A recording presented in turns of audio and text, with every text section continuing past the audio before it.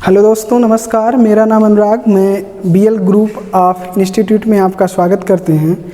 जैसा कि दोस्तों मैंने परसेंटेज का पार्ट पूर्ण कर दिए थे, आज जो है मेरा टॉपिक होगा लाभ और हानि। ठीक है, इसका पार्ट 1 आज हम देखेंगे। आज हम लाभ और हानि की बेसिक चीज़ों पर बात करते हैं, उसके बाद फिर मैं सवाल की ओर आगे चल के देखेंगे कि सवाल किस प्रकार के बनते हैं और किस प्रकार से उसको हल किया जाता है। आज हम चर्चा करेंगे बेसिक पॉइंट पे कि कैसे लाभ और हानि को निकाला जाता है, और लाभ और हानि को और क्या कहा जाता है, इसका प्रयोग कहाँ किया जाता है। आज इन सब चीज़ों के बारे में चर्चा करूँगा। तो चलिए देखिए दोस्तों, आज हम लाभ और हानि को 3 पार्ट में विभाजित करके बताएंगे, और ये 3 पॉइंट होगा, और इन्हीं तीनों पॉइंट के आधार पे हम लाभ और हानि की टॉपिक को हल करेंगे।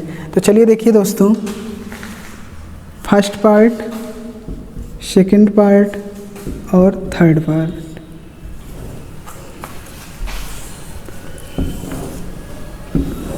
ये 3 पार्ट हैं दोस्तों, और मैंने बताया लाभ और हानि।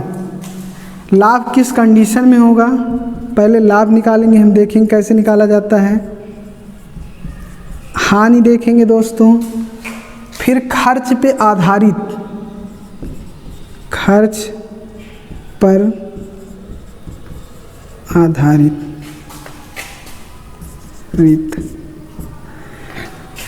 तो खर्च पे आधारित, तो देखिए दोस्तों आगे क्या होगा, लाभ हानि खर्च पे आधारित, इस 3 पॉइंट पे मैं चर्चा करूंगा। तो देखिए दोस्तों, लाभ, सबसे पहले मैं लाभ को देखेंगे, उसके बाद हानि को देखेंगे, उसके बाद खर्च पे आधारित प्रश्नों को देखेंगे। ठीक है, तो देखिए दोस्तों, लाभ हमें किस कंडीशन में होगा इसको जानिए। मान लीजिए हम कोई एक कार खरीदते हैं दोस्तों, ये मेरी कार हो गई। ठीक है, ऐसे करके इसका मूल्य 50,000, और कहने का मतलब मैंने 50,000 में खरीदा, तो मैंने क्या किया, क्रय किया, और इसको मैं बेच रहा हूँ कितने में, 60,000 में। कितने में बेच रहा हूँ दोस्तों, 60,000 में। कहने का मतलब 50,000 में मैंने खरीदा, तो ये मेरा क्या हो जाएगा, क्रय मूल्य। आइए हमारा क्या हो जाएगा, कितने में बेच रहे हैं, 60,000 में बेच रहे हैं, ये क्या हो जाएगा, विक्रय मूल्य। तो दोस्तों जितने मैंने खरीदा ये मेरे क्या हो जाएगा, क्रय मूल्य, और मैंने बेचा कितने में, 50,000 में खरीदा और 60 में बेचा। तो इसमें पूछा जाएगा आपसे कि लाभ प्रतिशत क्या होगा दोस्तों।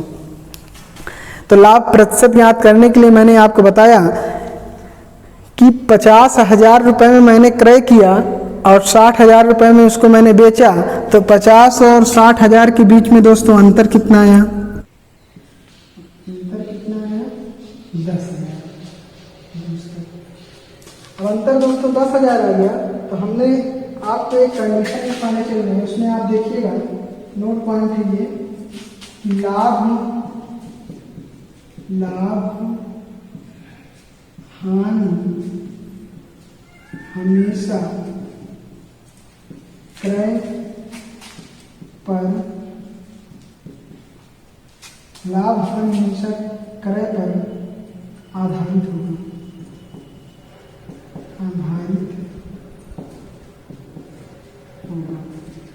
ठीक दोस्तों। कंडीशन में क्या है, लाभ हानि हमेशा क्रय पर आधारित होगा। कहने का तात्पर्य ये दोस्तों कि आप लाभ निकालेंगे तो, हानि निकालेंगे तो वो वैल्यू हमेशा क्रय मूल्य की हर में होगी।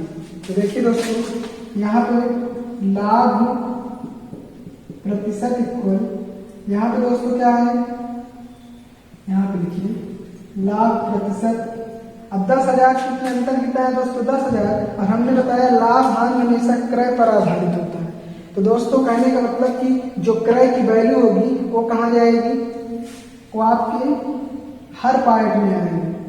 तो यहाँ पे लिखेंगे कितना, 50,000।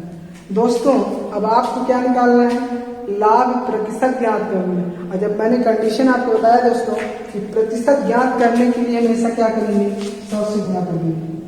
100 से आप गुणा करेंगे दोस्तों, कितना है, 1 0 से 1 0, 1 0 से 1 0, और यहाँ फिर 1 0 से 1 0, यहाँ पे 1 0 से 1 0।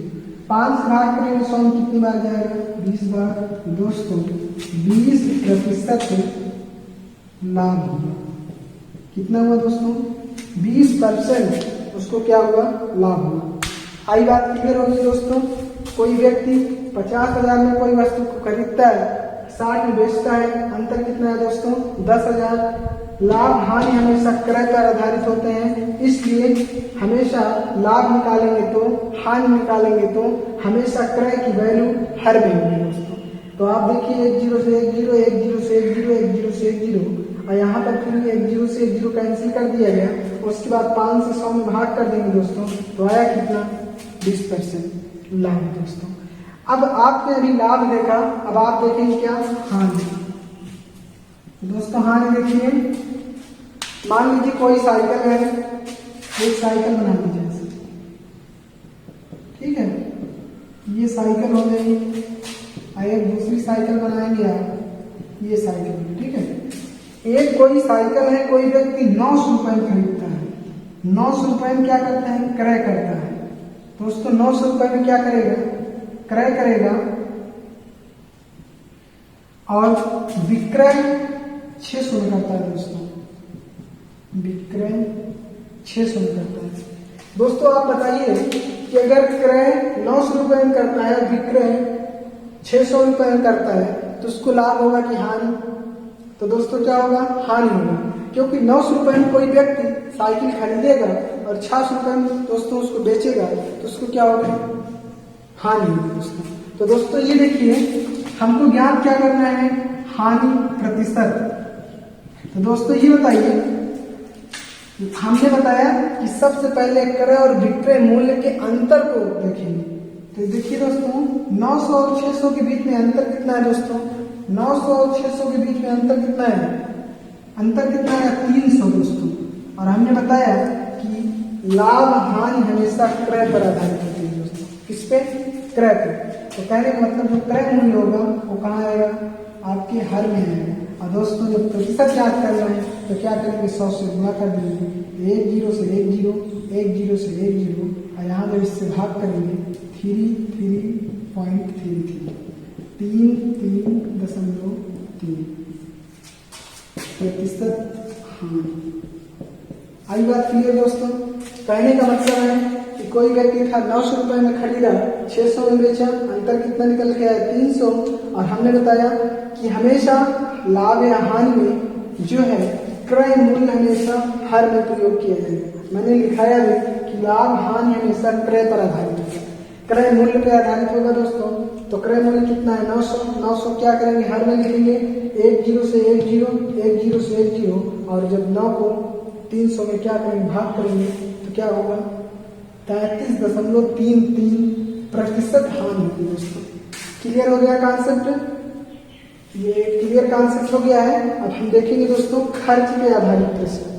तो देखिए दोस्तों, खर्च पे आधारित प्रश्न ऐसे ही आगे, यहाँ पे देखिए खर्च पे आधारित ऐसे, यहाँ नीचे देख लीजिए। कॉन्सेप्ट को दोस्तों भी सिर्फ समझिए, कॉन्सेप्ट क्लियर हो जाएगा तो अपने आप सारी चीजें क्लियर होती हैं। तो देखिए दोस्तों, यहाँ पे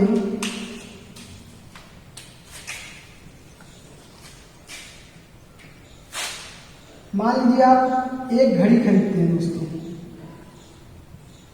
ये घड़ी है, ठीक है दोस्तों, ये आपकी घड़ी हो गई। ये घड़ी आप कितने में खरीदते हैं दोस्तों? 600 रुपये में खरीदते हैं।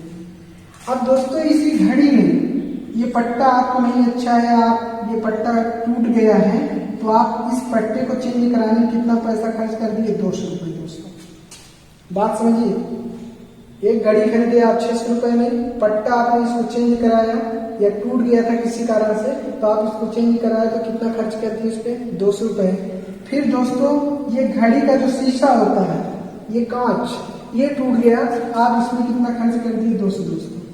तो दोस्तों इन सब खर्च करने के बाद आप उस घड़ी को, इस घड़ी को आप 900 रुपए में विक्रय कर देते हैं दोस्तों। विक्रय का मतलब बेचना। आप 900 में इसको बेच देते हैं, और आपने पैसा कितना खर्च किया दोस्तों? पैसा देखिए कितना खर्च किया? 600 में 200 जोड़ेंगे 800, और 800 में 200 जोड़ेंगे कितना हो जाएगा दोस्तों? 1000। 1000 आपने पैसा खर्च कर दिया, और 1000 खर्च करने के बाद आप 900 रुपए में इसको क्या कर रहे हैं, बेच रहे हैं। तब आपसे पूछा है कि लाभ और हानि क्या होगा, लाभ होगा कि हानि। तो दोस्तों आपको सीधी सी कॉन्सेप्ट है कि अगर कोई व्यक्ति 1000 में कोई वस्तु खरीदेगा और 900 में बेचेगा तो उसको क्या होगी दोस्तों, हानि होगी। यहाँ पर बताया 1000 में विक्रय, 1000 में इसका क्रय हुआ, विक्रय 900 है। 1000 और 900 के बीच में अंतर दोस्तों कितना निकल के आया, 100 निकल के आया। कितना दोस्तों निकला, 100। और हमने बताया कि लाभ हानि हमेशा क्रय पे आधारित होंगे। क्रय कितना है दोस्तों, 1000। हम नीचे बटे में लिखेंगे कितना दोस्तों, बटे में आप लिखेंगे 1000 और गुणे क्या कर देंगे, प्रतिशत चूंकि ज्ञात करना है, प्रतिशत यहाँ पे तो कितना हो जाएगा, 100 से आप गुणा कर देंगे, 1 0 से 1 0, ये कट गया, 1 0 फिर काट देंगे तो प्रतिशत दोस्तों कितना आया, प्रतिशत आपका है 10%। 10% क्या है, लाभ की हानि दोस्तों, हानि है, क्या आएगा, हानि। कॉन्सेप्ट क्लियर हो गया होगा दोस्तों। अब हम नेक्स्ट सवाल की ओर बढ़ेंगे। एक अगला पॉइंट तो थर्ड पॉइंट होगा, तो फोर्थ है उसको हम देखेंगे और उसके बाद फिर आगे सवाल की ओर चर्चा करेंगे। तो दोस्तों चौथा पार्ट क्या बताए थे, बट्टा। तो देखिए बट्टा हमेशा अंकित मूल्य पर होता है। किस पे होगा, अंकित मूल्य। दोस्तों मान लीजिए एक बुक है, ये मैंने बुक बनाया, ये बुक 100 रुपए की है। 100 रुपए मैंने खरीदा, ये मेरा क्रय किया है, ठीक है दोस्तों। और इसमें मैंने क्या किया, 20% बढ़ोतरी कर दी दोस्तों। कितना परसेंट, 20% मैंने क्या किया दोस्तों, बढ़ोतरी कर दिया। तो दोस्तों अगर 100 में 20% बढ़ोतरी करेंगे तो ये मेरा कितना आ गया, 120। ये दोस्तों मेरा क्या हो जाएगा, अंकित मूल्य, अंकित मूल्य। मैंने 100 रुपए की वस्तु दोस्तों मैंने खरीदा, देखिए ध्यान दीजिए कि मैंने 100 रुपए की वस्तु खरीदा, उसमें 20% बढ़ोतरी कर दिया। मैंने कहने का मतलब 100 में खरीदा, उसका रेट कितना कर दिया मैंने, 120। 20% बढ़ोतरी कर दिया तो 120 रेट हो गया। ये हमारा क्या निकल के है, अंकित मूल्य है दोस्तों। अब दोस्तों यहाँ से 10% हम क्या कर रहे हैं, इस बुक को अब हम बेचेंगे, इसका क्या करेंगे, विक्रय करेंगे। अब इस वस्तु को मैंने बेचेंगे तो यहाँ पे 10% मैं क्या कर रहा हूँ, 10% बट्टा, मतलब 10% छूट देंगे। तो दोस्तों आप बताइए कि 120 का 10% कितना निकलेगा। क्योंकि आपको परसेंटेज का जो पार्ट है मैंने इसको बहुत अच्छे से कंप्लीट कराया था दोस्तों। आप बिना पेन उठाए ही आंसर दे सकते हैं कि 120 का 10% कितना होगा दोस्तों। 120 का 10% कितना निकल गया दोस्तों, 12 निकल के आया। कितना आएगा, 12। भाई कितना आएगा, 120 का 10% आप निकालेंगे, 12 आया। तो दोस्तों आप बताइए इसका विक्रय मूल्य कितना होगा, इस वस्तु को हम कितने पे बेचेंगे। 10% मैंने क्या किया, 20% बढ़ोतरी, 100 रुपए में मैंने खरीदा, 20% मैंने बढ़ोतरी कर दिया, अंकित मूल्य कितना प्राप्त हुआ, 120 प्राप्त हो गया। और उसमें 120 में मैंने क्या किया, 10% छूट कर दिया, 10% बट्टा लगा दिया। तो दोस्तों 120 का 10% कितना निकल गया दोस्तों, 120 का 10% कितना है दोस्तों, 12 आ जाएगा। कितना आएगा, 12 आएगा। तो दोस्तों अगर आपसे पूछेगा कोई कि इस बुक का कितना खर्च पड़ा या कितने रुपए में आप खरीदे, तो दोस्तों आप ये बताएंगे 120 का 12, 10% निकाले कितना है 12, 120 में 12 आप घटाएंगे दोस्तों कितना आ जाएगा, 108। तो दोस्तों अगर आपसे पूछा जाए कि 100% 100 रुपए में मैंने खरीदा था, 108 रुपए में मैंने बेचा, तो लाभ कितना होगा, लाभ प्रतिशत कितना होगा दोस्तों, तो कितना आ जाएगा, 8% का दोस्तों लाभ होगा। आप सीधे सीधा देख सकते हैं, कोई वस्तु 100 में खरीदेंगे, 108 में बेचेंगे, प्रतिशत लाभ कितना हो जाएगा दोस्तों, 108%। कॉन्सेप्ट क्लियर हो गया होगा।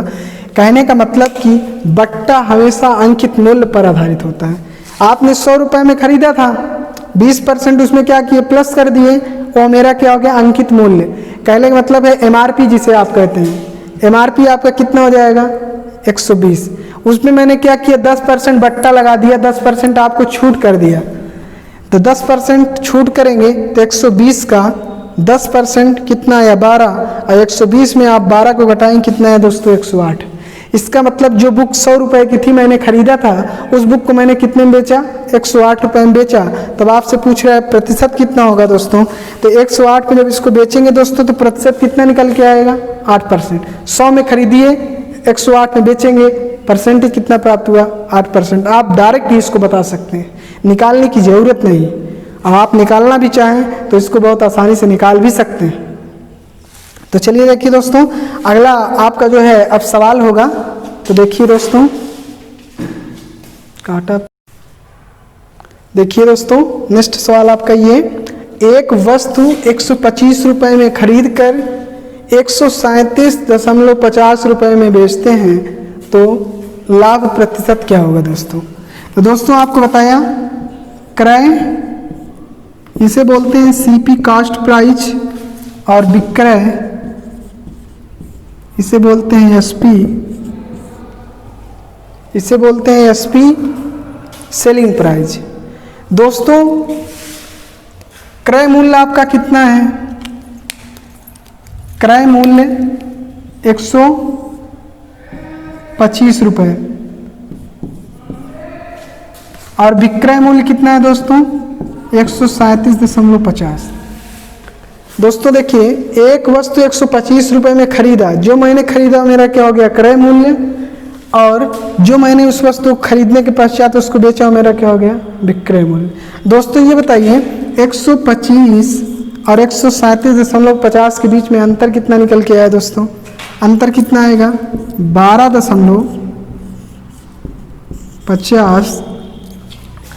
12.50 निकल के आया। और आपसे पूछा क्या लाभ प्रतिशत क्या होगा दोस्तों, ध्यान दीजिएगा दोस्तों, लाभ प्रतिशत आपसे पूछा है, तो यहाँ पे लिखेंगे लाभ प्रतिशत 12.50 बटे कितना हो जाएगा, आपको बताए थे ना हमेशा क्रय और विक्रय पे आधारित होगा, लाभ और हानि हमेशा क्रय पे आधारित होगा। तो दोस्तों लाभ हमारा कितना है 125, लिखेंगे कितना दोस्तों 125 और गुणे क्या कर देंगे 100, क्या करेंगे 100 कर देंगे।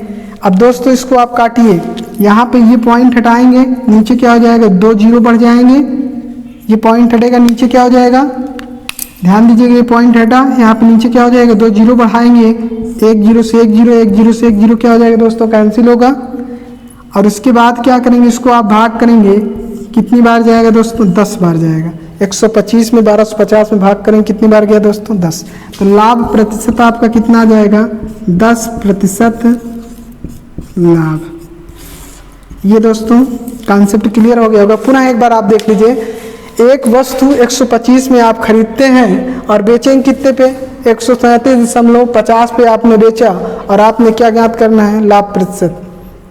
दोस्तों क्रय मूल्य को सीपी से प्रदर्शित करेंगे हमेशा हम, और विक्रय मूल्य को एसपी से प्रदर्शित करेंगे। दोस्तों ध्यान दीजिएगा दोस्तों, 125 रुपया में हमने किसी वस्तु को खरीदा और 137.50 रुपये में बेचा, तो हमें प्रॉफिट होगा कि हाँ लाभ होगा कि हानि।